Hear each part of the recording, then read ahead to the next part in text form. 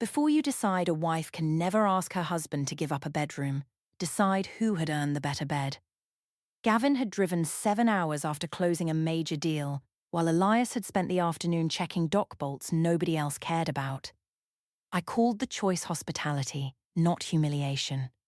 At dinner, I threw Elias the old plaid boat blanket and told him the boathouse had a cot. He rolled the orange cork key across his palm, asked whether I meant it, and looked once at his best friend.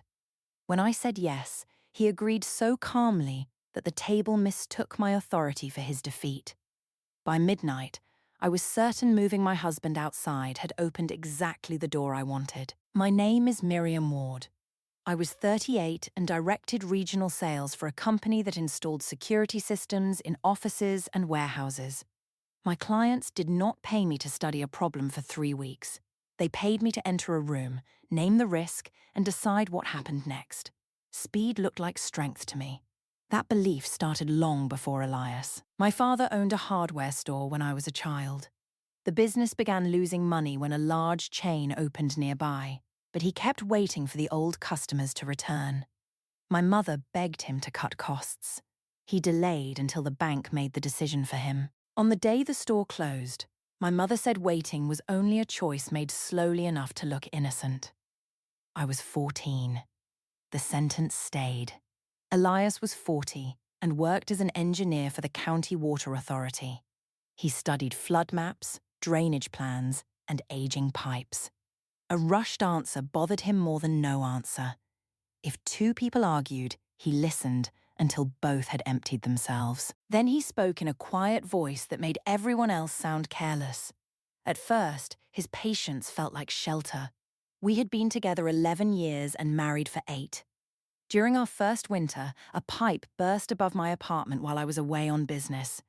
Elias reached the building before I did. He shut off the water, moved my furniture, and found a restoration crew before I left the airport.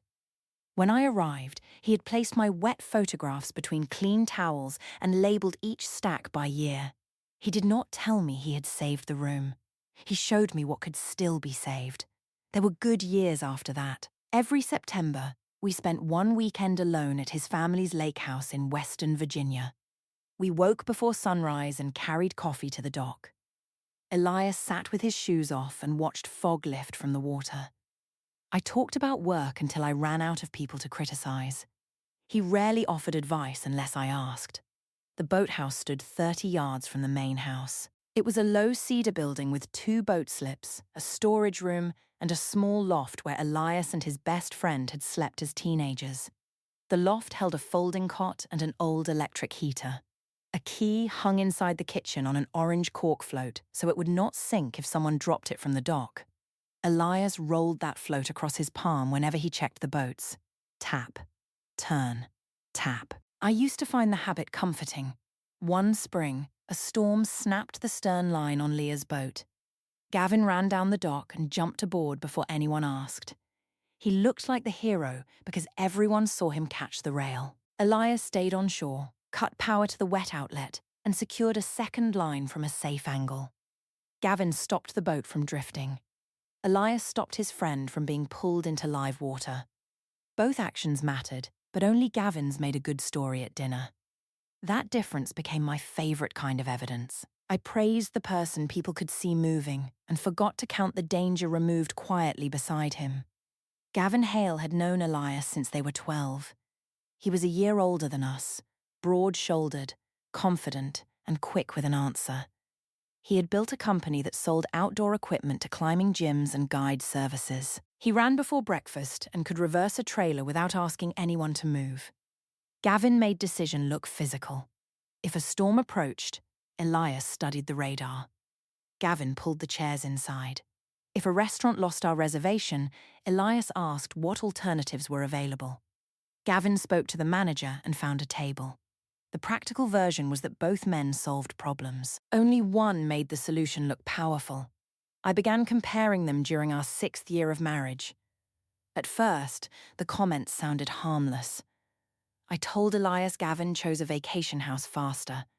I praised Gavin for ordering wine without making the server explain every bottle. When a fallen branch blocked the lake road, Gavin tied it to his truck while Elias checked whether the trunk had damaged a power line. I asked why Elias could not act first for once. He said acting first was useful only when the first action was safe. Gavin heard me and told me Elias was the reason nobody pulled a live wire onto the road. I laughed as if he had defended a nervous child. Elias did not laugh. His flaw was real. When a comment hurt him, he often waited until we were alone before naming it. Sometimes a whole evening passed. By then, I had forgotten the exact words or built a reason why they were fair. He arrived with a finished conclusion while I was still living inside the argument. I told him silence felt like passive judgment. He said he needed time to speak without using anger as a weapon. That sounded noble. It also meant I could control every public room before he responded. 4 months before the lake weekend, I sent Gavin the first message I should not have sent. Elias and I had argued after a dinner with friends. I had asked him to challenge a waiter who charged us for the wrong bottle. Elias wanted to check the receipt first. Gavin had already called the waiter over and corrected it. At home, Elias said I had spent dinner treating his friend like the husband I wished I had ordered. I told him that was dramatic. He went to the guest room rather than continue. At 12:18, I wrote Gavin that sometimes I wondered whether I had married the wrong man. His answer came the next morning. He said Elias was his closest friend and I needed to speak to my husband. I read the message 3 times. His refusal was a closed door. The fact that he had answered looked like a gap beside it. A week later, I sent him a photograph from a charity event Elias had skipped because of a water main failure. My dress was silver. The message said some husbands understood that a wife should not enter every room alone. Gavin did not reply. The next time he saw me, he was polite but careful.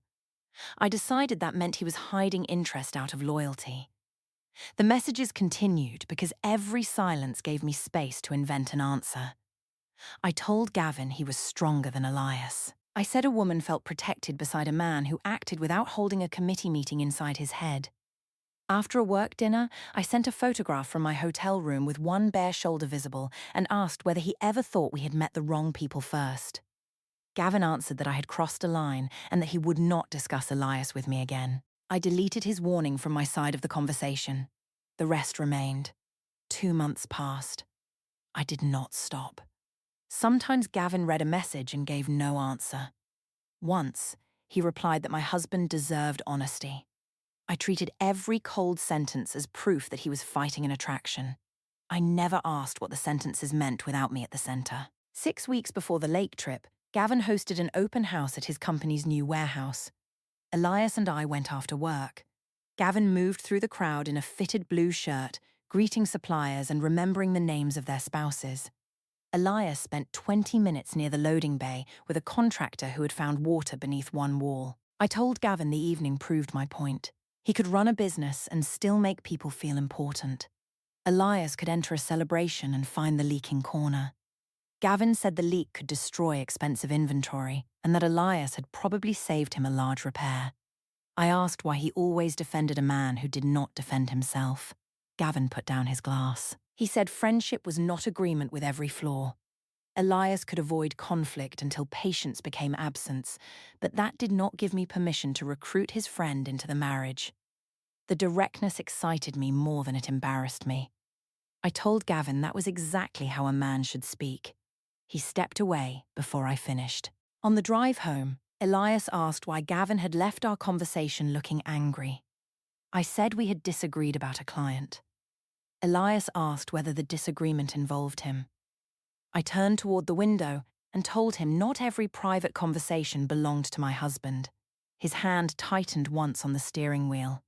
He asked if I was still comparing them when he was not present. I said the question proved his insecurity. Elias did not ask again.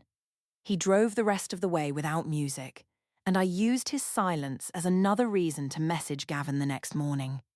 The lake weekend came from Leah, Elias's younger sister. Their parents had transferred the house to both of them 5 years earlier, and Leah wanted one large gathering before autumn. She invited Gavin, her husband Paul, our friends Corrine and Ben, and another couple named Dana and Joel. 9 adults. 4 usable sleeping areas.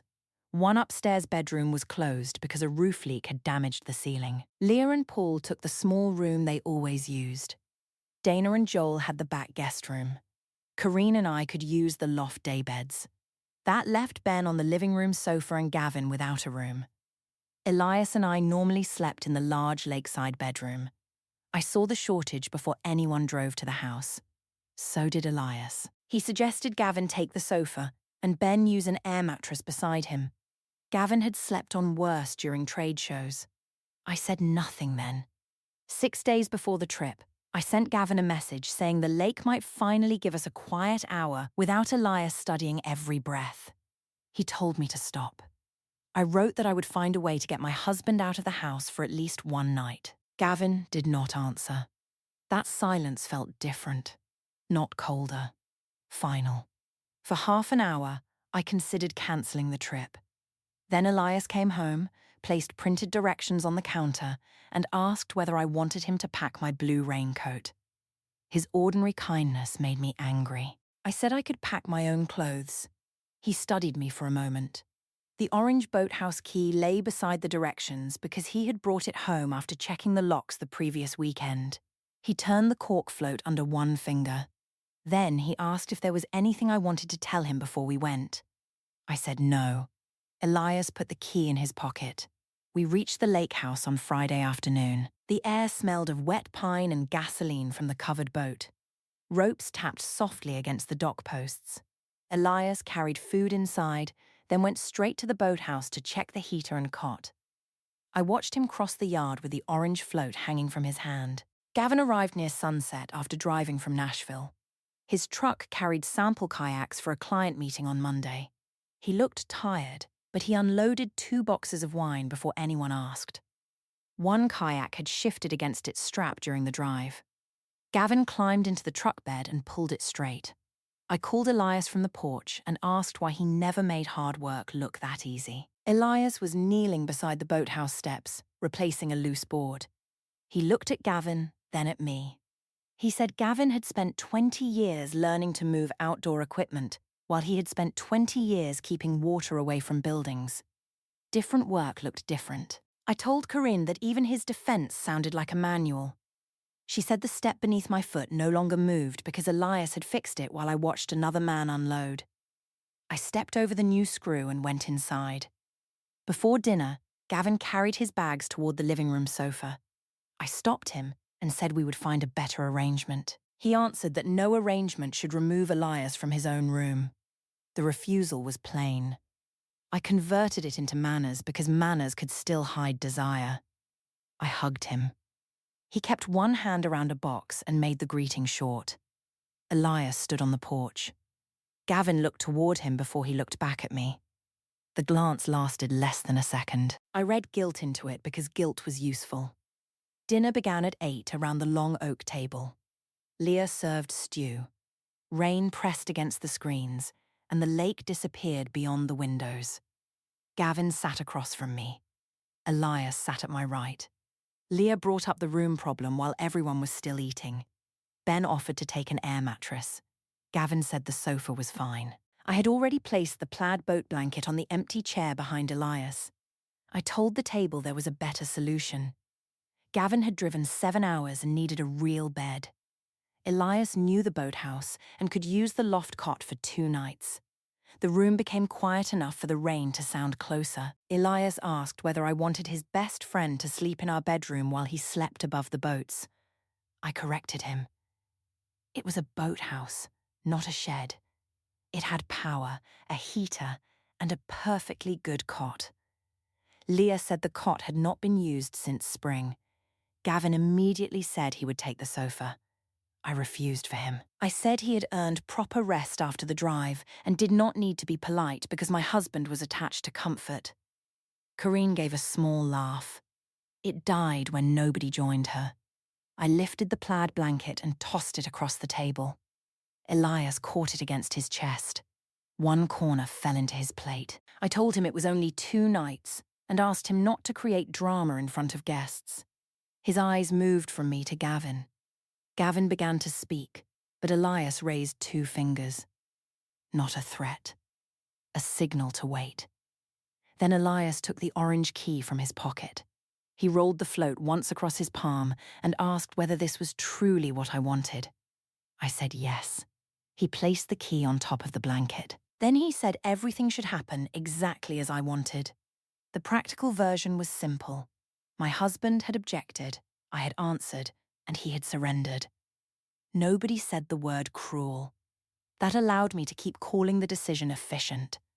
After dinner, Elias packed a small duffel. Gavin followed him into the hall and offered again to use the sofa. Elias touched his arm and said something too low for me to hear. Gavin looked toward the dining room. Elias shook his head once. I decided my husband was begging his friend not to expose how embarrassed he felt. Elias carried the blanket and key down the wet path.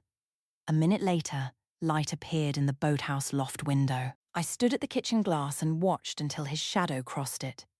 Then I turned back to the house. The evening became a long demonstration of the difference I believed existed between the men. I asked Gavin to open the next bottle because the cork was tight. He did it and handed the bottle to Paul without looking at me. When the fire weakened, I asked Gavin to bring in logs. Elias had stacked them before dinner, but I praised Gavin for knowing how to keep a room warm. Later, Corrine wanted the heavy bench moved closer to the card table. I called Gavin before Paul could stand. Gavin refused and said the bench was fine where it was. I laughed and told everyone even capable men became shy when they received too much praise. Leah asked me to stop comparing her brother to his friend. I said Elias was not there to hear it. She answered that absence was not permission. Gavin stared at his phone. His jaw looked tight. I mistook discomfort for restraint. We played cards after 10. I kept choosing Gavin as my partner, even when the game required new pairs. When Elias came up for the bathroom, I asked Gavin to explain the rules because some men could make decisions without studying the instruction sheet. Ben said Elias had taught everyone the game the previous summer. I answered that teaching once did not make a person interesting forever. No one laughed. Gavin put his cards face down and told me to let the comparison end. I asked whether my praise embarrassed him. He said my purpose embarrassed him. For a moment, the sentence opened exactly where it should. Gavin was not nervous about attraction. He was ashamed of being used against his friend. I could see that meaning in the way he would not look at me. Then Elias entered the room, calm and damp from the rain, and I closed the opening. I decided Gavin had become sharp because desire made loyal men angry at themselves. At 10, Elias came up from the boathouse to use the bathroom. His hair was damp from the rain. Conversation stopped when he entered. I asked whether the cot was comfortable enough for him. He said it was exactly the cot I had chosen. Corrine looked down at her cards. I told Elias he might enjoy the quiet because he preferred silence to company. He dried his hands on a kitchen towel and looked at Gavin. Gavin said my name in warning. Elias touched the orange key where it hung from one finger. Then he told Gavin not to interrupt me. That was the second signal I read backward. Elias returned to the boathouse. The door closed across the dark yard, and its small window lit again. I poured half a glass of wine and kept it beside me for the next hour. Everyone else drank more. I wanted courage without confusion. The practical version mattered. If Gavin came to me, I wanted to remember it. By 11:30, Leah and Paul had gone upstairs. Dana and Joel followed. Ben stretched out on the sofa. Corrine remained in the kitchen with me while Gavin carried his bag into the lakeside bedroom. She asked whether I was pleased with myself. I said the sleeping problem had been solved. Corrine reminded me that I had sent my husband outside in his own family house. I told her Elias had agreed. She asked what agreement meant after a blanket was thrown across a table. I did not answer. I checked the boathouse window instead. The light still burned.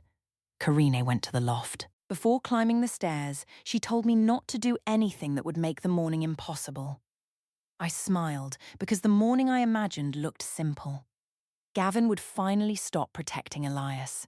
He would admit the messages meant something. Even if nothing physical happened, I would know I had been right about which man possessed courage. At 11:47, I recorded a voice message. I kept my voice low and playful. I told Gavin I had finally moved Elias into the boathouse. His room belonged to Gavin now. Then I said he should not make me regret the effort and should come to me when everyone was asleep. I listened once before sending it. The message sounded clearer than the wine made me feel. Gavin read it within a minute. 3 dots appeared and vanished. No written answer came. I watched the bedroom door at the far end of the hall. It stayed closed. At 11:56, Gavin left the room with his phone in one hand. He walked toward the back stairs instead of toward me. I assumed he wanted to check whether the others were asleep. What I could not see, I supplied. I waited until midnight. Then I changed into a dark green robe I had packed beneath my sweaters. The silk was not practical for a cold lake house. That was why I had brought it. The hallway lights were off. Rain had softened to a drip from the gutters. Ben no longer lay on the sofa, but his blanket remained folded at one end. I assumed he had gone to the bathroom. Gavin's bedroom door stood slightly open. I entered and closed it behind me. The room was dark except for blue light from the television screen. A shape sat at the edge of the bed. I could smell cedar from the closet and the faint wet wool of the boat blanket. I said I knew Gavin would understand my hint. The ceiling light came on. Elias sat on the bed. The plaid blanket was folded beside him. His duffel rested near his boots. The orange cork key lay in the centre of the white bedspread. Gavin stood beside the television with his phone connected to it. The door behind me opened again. Leah, Paul, Dana, Joel, Ben, and Corrine stood in the hall. Nobody looked sleepy. For 1 second, the room had no useful explanation. Then I laughed. I asked what kind of childish performance they had arranged. Gavin said the performance had been mine. They had only waited for the final scene. The television changed from blue to white. My name appeared at the top of a message thread. The first screenshot showed my note from 12/18/4 months earlier. I had written that I might have married the wrong man. The next image held the silver dress photograph. Then came the message about Gavin being stronger, the hotel photograph, and the question about meeting the wrong people first. Dates ran down the side. Nothing had been cropped. I said private jokes looked ugly when someone removed the tone. Gavin opened his original conversation. His warnings appeared beneath mine. I had deleted them from my phone, but they remained on his. He had told me to speak to Elias. He had said I crossed a line. He had asked me to stop. The screen moved again. My message from 6 days before the trip appeared in the centre. I had promised to find a way to get Elias out of the house for at least one night. I said I had meant giving him quiet, not removing him for Gavin. Nobody accepted the sentence. Elias reached for a remote and lowered the television volume. His calm made me angry enough to keep speaking. I accused Gavin of saving messages because he enjoyed the attention. I said a man who truly objected would have blocked me. Gavin answered that he had not blocked me because Elias asked him not to close the only window into what was happening. After the first serious message, Gavin had warned his friend. Every message after that had been forwarded. He named the order. The first midnight complaint went to Elias the next morning. The silver dress photograph reached him before lunch. The hotel image made Gavin ask whether he should block me, but Elias wanted one more conversation at home. After the warehouse opening, Gavin told him the messages were no longer careless jokes. Elias had spoken to me after each warning without naming his source. He asked whether anything was unfinished between Gavin and me. He asked whether I still compared them in private. In the kitchen before the trip, he gave me one final opening. I had treated every question as insecurity because that answer protected my plan. 4 months. Elias had known about the silver dress. He had seen the hotel photograph. He had read every comparison that I believed lived only between Gavin and me. Gavin said he had urged Elias to confront me. Elias kept explaining that I was angry, lonely, or looking for attention. He defended me after each message and said the marriage deserved one honest conversation without an audience. Then Gavin pointed to the last screenshot. He said the promise to remove Elias from the house ended the excuses. The lake weekend was not a trap they invented. It was a plan I announced in advance. I turned toward Elias. He rolled the orange key beneath one finger. He asked whether I remembered the kitchen before the trip. He had given me a chance to tell him anything. I had said no. I said he had already decided I was guilty. He answered that guilt was not what he had waited to see. He needed to know whether I would stop when Gavin refused, when my husband asked directly, or when the whole room became uncomfortable. I had stopped at none of them. Gavin lifted his phone. My voice filled the bedroom. It said I had finally moved Elias into the boathouse. It said the room belonged to Gavin now. It told him not to waste the effort and to come to me after everyone slept. The robe tightened across my shoulders as I folded my arms. No one asked whether the tone was a joke. The tone had become the clearest part. Karine moved first. She stepped around me, took the bedroom door, and closed it between the witnesses in the hall and the bed where Elias sat. For a moment, I stood alone in the corridor with her. She said she had laughed at dinner because silence felt rude. She would regret that laugh for a long time. Then she opened the door again and walked past me without touching my arm. Paul brought the plaid blanket from the bed. He placed it on the floor near my bare feet. Dana picked up the orange key and studied the cork float. At dinner, she had smiled when I corrected the word shed. Now she asked whether the name of the building had ever been the point. I said all of them had accepted the room arrangement. Ben answered that silence at a dinner table was not a vote. He had stayed quiet because the house belonged to Elias's family, and he could not believe I would continue after Gavin refused the bed. Leah said she had almost followed her brother down the path. Elias asked her not to. He wanted the night to remain my decision, not a family fight that I could blame on his sister. Every quiet person in the room had possessed a reason. None of the reasons was agreement with me. Gavin stood in the doorway and addressed the whole group. He said he had warned Elias for months. Elias had continued protecting me, explaining my messages, and asking his friend not to judge the marriage from its worst minutes. That night, I had supplied the judgment myself. I accused both men of betraying me by sharing private messages. Leah asked which private part I meant. The insults about her brother, the photographs sent to his friend, or the plan to remove him from his own room. I told her family would always take his side. Dana said she was not family. She had watched me throw the blanket. Elias opened the wardrobe. A medium suitcase stood behind the hanging shirts. He rolled it into the room. I thought it was his. That gave me one last burst of confidence. I told everyone he had planned to leave before the weekend and had only wanted an excuse. Elias turned the suitcase so the luggage tag faced me. It was mine. He had packed clothes from the drawer we shared at the lake house, my toiletries, and the shoes I left there every summer. He said the promise to remove him had shown that I arrived with a plan. He had arrived prepared for the answer. Then he placed the orange cork key on top of the suitcase. He reminded me that I had called the boathouse safe, comfortable, and good enough for someone who did not deserve the main room.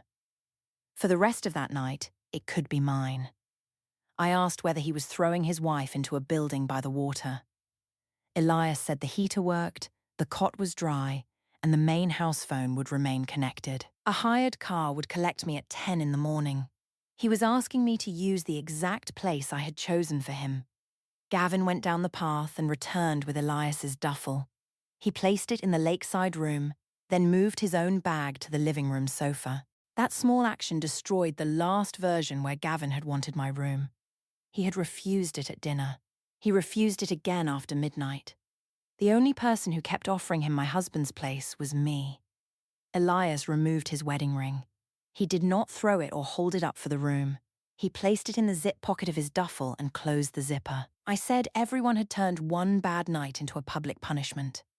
Ben looked at the television and said the dates covered 4 months. The practical version failed me.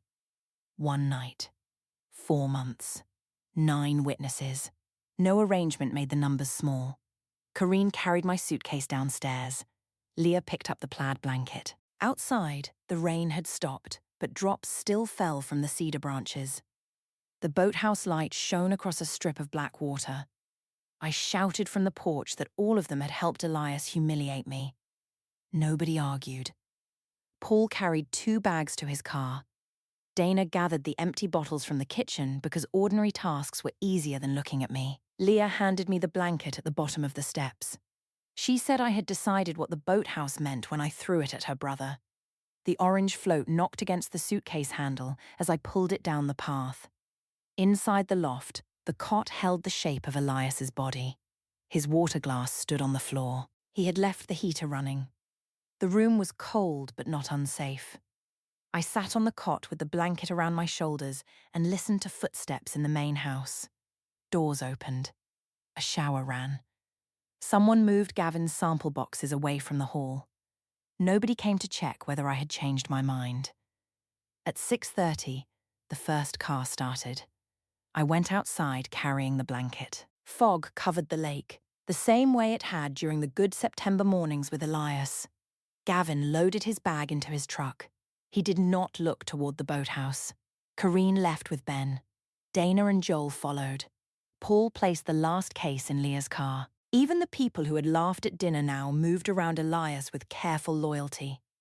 I walked halfway up the path and called his name. Elias stopped beside his car. He did not come closer.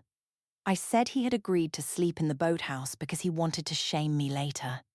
He answered that he agreed because I had made the choice public and he wanted to see whether I would correct it in private. Instead, I watched his light, waited for the house to sleep, and invited Gavin into the room I removed from my husband. I told him his silence had helped create this. That was true. Elias had watched hurt grow rather than force the argument early. He could make patience feel like a wall and then act surprised when I looked for a door. He did not deny it. He said he should have stopped protecting me after the first message. He had confused love with giving me one more chance. Then he got into the car. The petition for divorce was filed the following week, and temporary financial arrangements came through one written notice. I moved into a furnished apartment after Elias returned to our house and changed the guest code I had once shared with Gavin. Our joint spending stopped, and every ordinary bill became an email with an amount beside it. Karine answered practical questions only, while Leah removed me from every future lake weekend. Gavin blocked my number after sending one final message saying friendship had required him to warn Elias, not help me replace him. At work, I still sold security by telling clients that a warning mattered only if someone acted before the breach. The sentence became harder to say. Months later, Karine returned the green robe in a sealed mailing box. She had found it on the boathouse hook after I left. The fabric still carried a faint cedar smell. She included no note, and I did not ask for one. I had believed the strongest man was the one who took a room, moved a chair, or made another person step aside. Elias had spent years choosing restraint because he did not want love to become control. I treated that restraint as permission to reduce him in public. He did not go to the boathouse because he was too weak to oppose me. He went because I had promised another man I would put him there, and he needed to see whether I would keep that promise. The orange cork key hung from the blanket in my fist while the last car carried my husband away.